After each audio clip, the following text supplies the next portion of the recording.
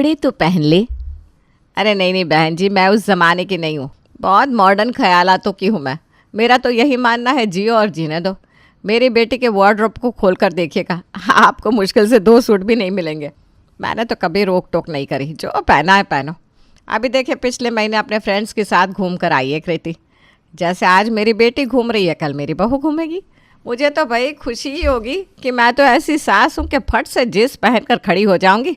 चल बहू, कहाँ चलना है, मैं चलती हूँ तेरे साथ। ये बड़ी अच्छी बात कह दी आपने निशा जी। आजकल ना ऐसी सोच किसी की नहीं होती। माना ज़माना मॉडर्न हो गया है, फिर भी सास तो सास होती है। अरे बहन जी, जिन औरतों को शुरू से अपनी बेटियों को दबा कर रखने की आदत होती है ना, वही आगे जाकर अपनी बहुओं को दबाती है। सोचिए, जिसने अपनी बेटी को इतने सर चढ़ा कर रखा हो, वो अपनी बहू को कभी दुखी होने देगी क्या? नहीं ना। मैं तो बेटी लेकर आऊँगी, पहले एक बेटी आ जाए तब मैं कृति को विदा करूँगी, वरना मेरा तो घर ही सुना हो जाएगा। आपकी बातों से मैं इम्प्रेस हो गई निशा जी, कसम से। वरना पहले ही इतने मैच मेकिंग का काम आया हुआ था मेरे पास, मैंने सोच लिया था इस लग्न में कोई नया क्लाइंट नहीं लूँगी। पर आपसे बात करके लगा किसी भी लड़की को आप जैसा घर दिलवा दूँ तो मेरा भी थोड़ा पुण्य हो जाएगा। भले ये बिज़नेस है मेरे लिए, पर पाप पुण्य को तो मैं भी मानती हूँ। और 2 दिन बाद ही सुबह के 5 बजे वृंदा निशा को फ़ोन करती है। अरे निशा जी, ये अलार्म क्यों लगा दिया आपने? कहीं जाना था क्या आपको? देखिए अलार्म बज रहा है, कब से बंद कीजिए। अरे अलार्म नहीं बज रहा है, किसी का फ़ोन आ रहा है। इतने सवेरे सवेरे कौन फ़ोन करने लगा? ये लोन वालों को ना चैन नहीं है, आज ऐसा सुनाऊंगी कि होश ठिकाने आ जाएंगे इनके। नींद में निशा फ़ोन उठाती है और फ़ोन पर होती है वृंदा। आप अभी तक सो रही है निशा जी? ये सोने का वक्त है क्या? ये तो जागने का वक्त है। लड़की वालों से बात हुई मेरी, आपके परिवार वालों को जानने परखने के लिए सुबह 10 बजे आप पधारेंगे वो लोग आपके घर, ताकि आप लोगों को तैयारी करने का मौका ही ना मिले, इसलिए अभी इन्फॉर्म करते रही हूँ। सारी अरेंजमेंट कर लीजिएगा। लड़की बड़ी अच्छी है, बस उसके पापा ज़रा टेढ़े हैं। बस इतना सुनने की देर थी, फिर काहे की नींद और काहे की उपासी। निशा अपने दोनों पैर बिस्तर से नीचे उतारती है और अपने पति की रजाई खींच देती है। बहुत सो लिए आप, चलिए उठिए, मैं लिस्ट बना कर देती हूँ, आप नाश्ता लाने की तैयारी कीजिए, बहुत काम बाकी है। अरे करण, कीर्ति, जल्दी बाहर आओ। इतनी सुबह उठ गई मम्मी, क्या बात है? तबीयत वबीयत ठीक है ना? फ़ोन करूँ क्या डॉक्टर को? अब तो मुझे 40-50 साल तक कुछ नहीं होने वाला बेटा। तेरे बेटे की शादी देख कर जाएगी तेरी माँ। इतने दिनों से परेशान थी ना मैं तेरे रिश्ते के लिए। लड़की वाले आ रहे, वो सोच रहे थे कि चुपके से हमारे घर आएंगे ताकि हमारी असलियत पता लगा सके, पर मीडिएटर मेरे साइड इतनी थी कि उसने मुझे फ़ोन करके सब बता दिया। वो तेरा दोस्त है ना अंकित, अरे जिसका मॉल है, जाकर उससे ज़रा मॉल खुलवा ले, नई चादर पर दे, डॉर्मेट लेकर आ।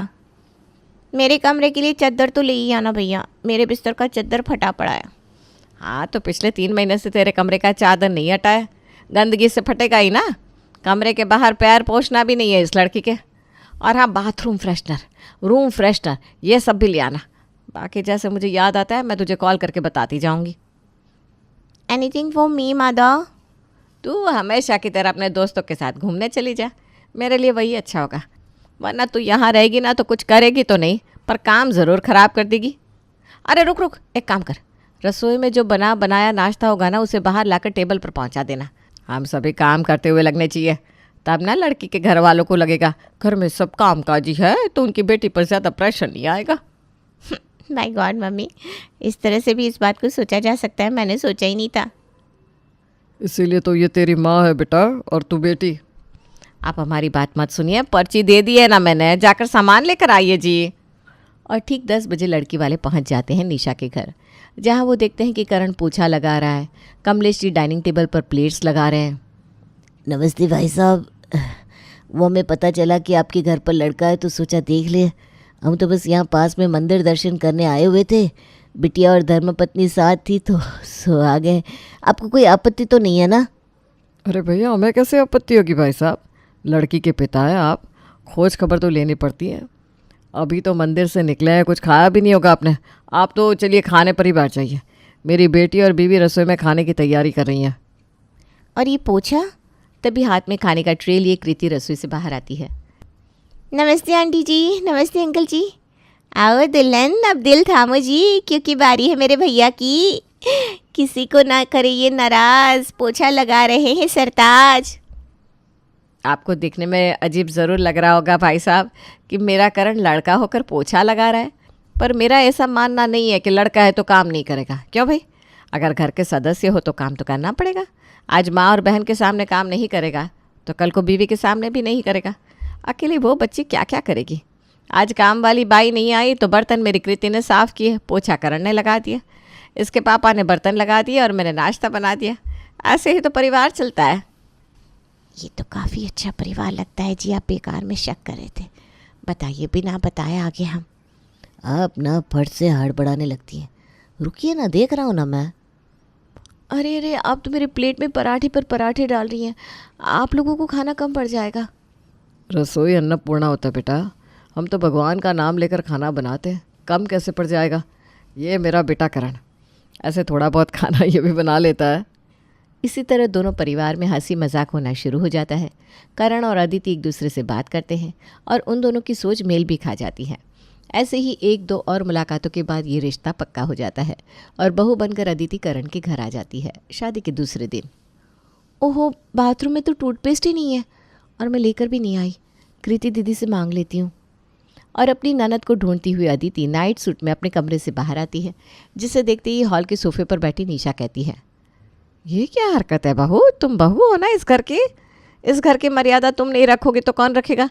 घर में ससुर जी है, मैं हूँ। इस तरह से नाइट ड्रेस में कमरे से बाहर आना अच्छा लगता है क्या? सॉरी मम्मी जी, वो मैं पेस्ट ढूंढ रही थी और दीदी को देखती हुए ऐसे ही कमरे से बाहर आ गई। हाँ, मैं भिजवाती हूँ कमरे में टूथपेस्ट। जाओ तुम, और हाँ, सूट पहन कर ही कमरे से बाहर आना। मम्मी जी तो कह रही थी जैसी मेरी कृति है वैसी ही अदिति, तो आज सीधा मुझे सूट पहनने को बोल दिया। नहीं, मैं कुछ ज़्यादा ही सोच रही हूँ।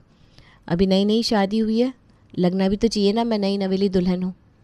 कुछ चीज़ें तो लोगों को दिखाने के लिए भी करनी पड़ती है।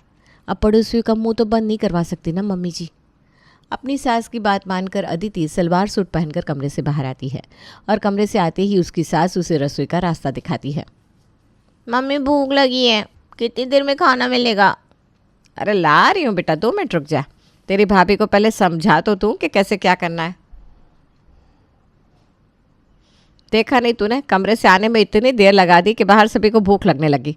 अब मैगी तो बनानी आती होगी तुझे, चल फटाफट मैगी बना और अपनी ननद को दे दे। तब तक मैं नाश्ते की तैयारी कर देती हूँ। आज क्योंकि देरी हो गई है इसलिए मदद कर रही हूँ, पर आगे से रसोई तुझे देखनी है। मैं बेटी लेकर आ रही हूँ कहने वाली निशा ने अपनी बेटी को तो खाना बनाकर परोस दिया और जिसे बेटी कहकर लाई थी उससे खाना बनवा रही थी। बस इतना ही तो फ़र्क होता है बेटी और बहू में। मम्मा आज शाम को मुझे मेरी फ्रेंड की बर्थडे पार्टी में जाना है, ओके?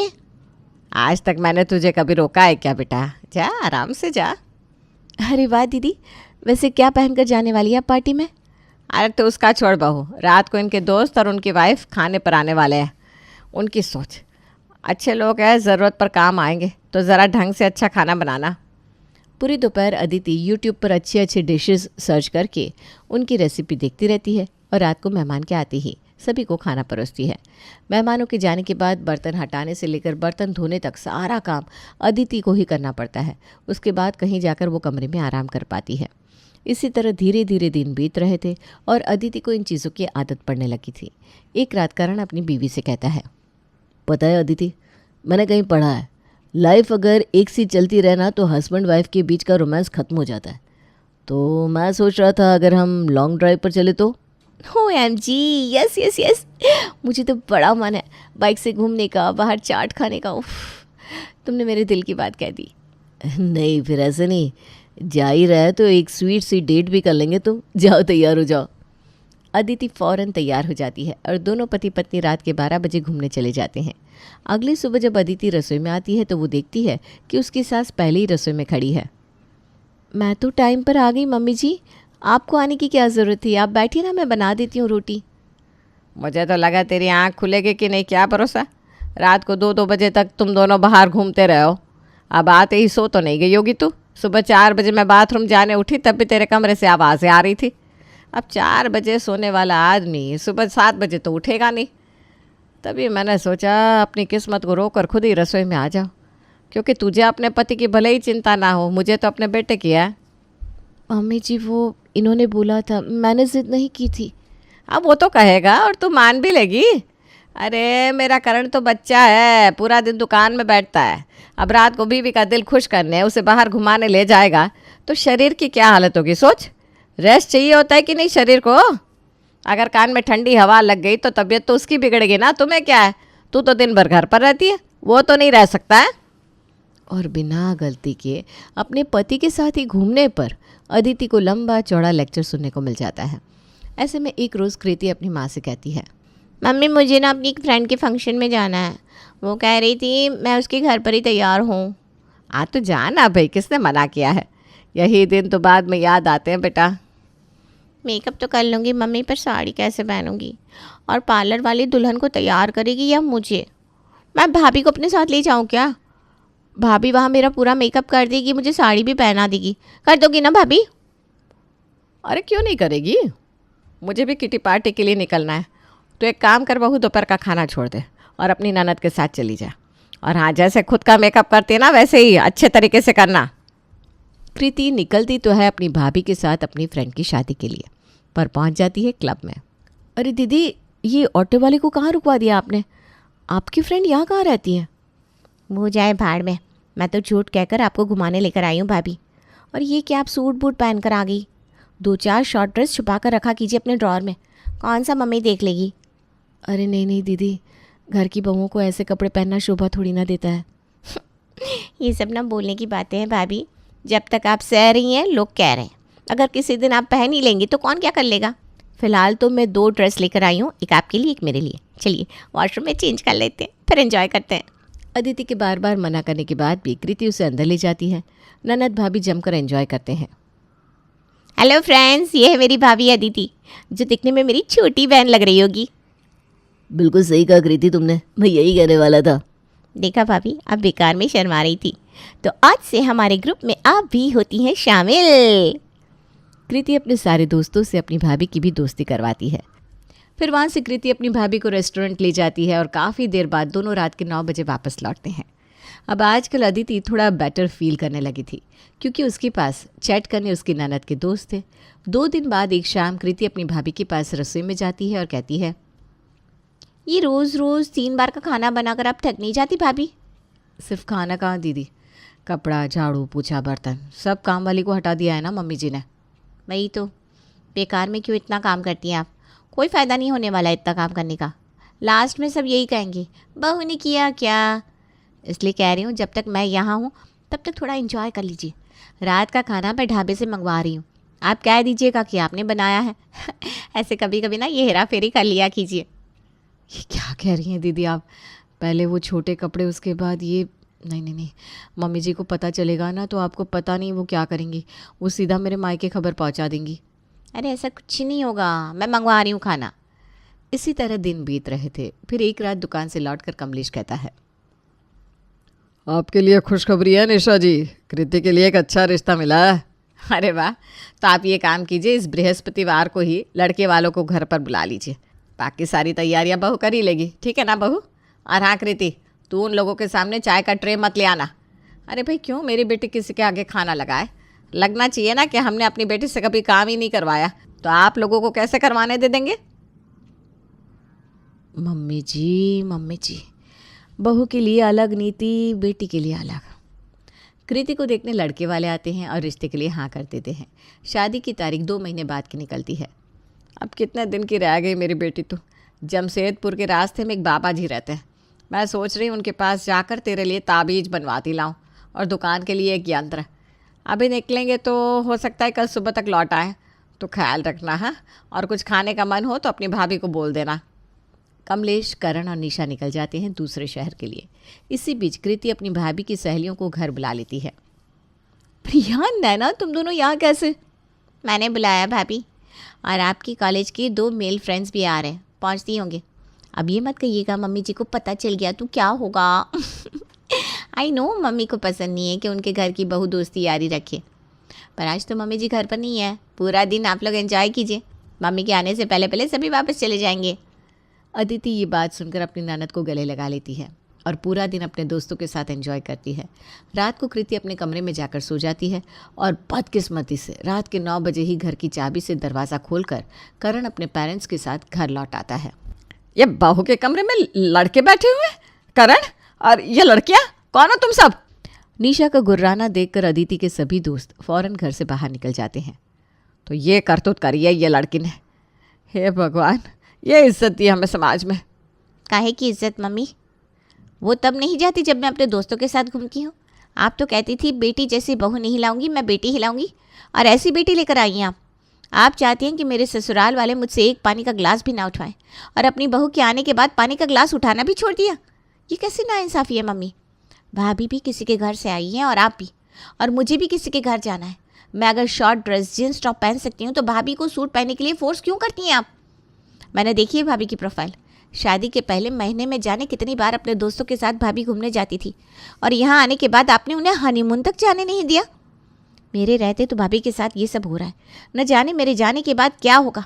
इसलिए मैं शादी नहीं करूँगी। मैं समझ गया बेटा तू क्या कहना चाहती है। तो फिक्र मत कर, अब मेरी अदिति बेटी के साथ कुछ गलत ना हो इसकी जिम्मेदारी मैं लेता हूँ। और इस दिन के बाद निशा को भी समझ में आ जाता है कि वो क्या कर रही थी, और बाद में अदिति को सच में बेटी की तरह रखना शुरू कर देती है।